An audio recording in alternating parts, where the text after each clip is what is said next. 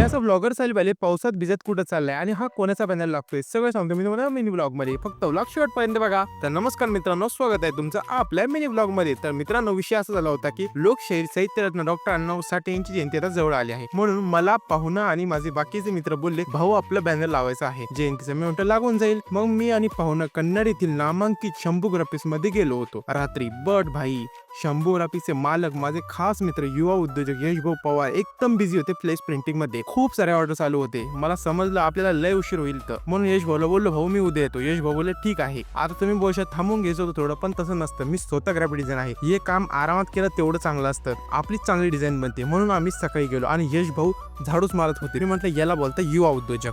आणि मित्रांनो, तुम्हाला पण कोणाचा वाढदिवसाचा जयंतीचा बॅनर फ्लेक्स बनवायचा असेल तुम्ही शंभू ग्राफिक्स मध्ये नक्की या. कन्नड येथे किडनी ग्राउंड आहे मित्रांनो, त्याच्या समोरच आहे. आणि तुम्ही जिथे बोलशाल तिथे बॅनर लावून मिळेल मित्रांनो तुम्हाला. कन्नड मध्ये क्वालिटी आणि क्वांटिटी मध्ये बिलकुल कॉम्प्रोमाइज नाही येणार मित्रांनो. नाद करायचं नाही. आणि माझं नाव सांगशाल मित्रांनो तुम्हाला तर आणखी डिस्काउंट मिळेल. मग मित्रांनो, भाऊने त्याचा सिस्टम ऑन केला आणि आपलं बॅनर बनवायला सुरुवात केली. हा पीसी विक्री आहे बरं का, ज्याला पाहिजे असेल मित्रांनो तुम्ही मला मेसेज करा. मग भाऊने गाणे ऐकत ऐकत मस्त आपलं बॅनर बनवलं. आणि संध्याकाळी मित्रांनो फायनली भाऊने आपलं बॅनर लावून पण दिलं मित्रांनो. पडत्या पावसात लावून दिलं बरं का. पावसात बॅनर लागल्याच्या नंतर मित्रांनो मी घरी चाललो होतो म्हणून भिजलो. ओके, तर हा विषय होता मित्रांनो या ब्लॉग मध्ये. हा मिनी ब्लॉग आवडला असेल मित्रांनो तर प्लीज आपली व्हिडिओ लाईक करा. आणि जर तुम्ही इंस्टाग्राम बघत असाल तर फॉलो करा. आणि युट्यूब वर बघत असाल तर सबस्क्राईब करा. ओके, तर भेटूया दुसऱ्या ब्लॉग मध्ये. Thank you for the watching.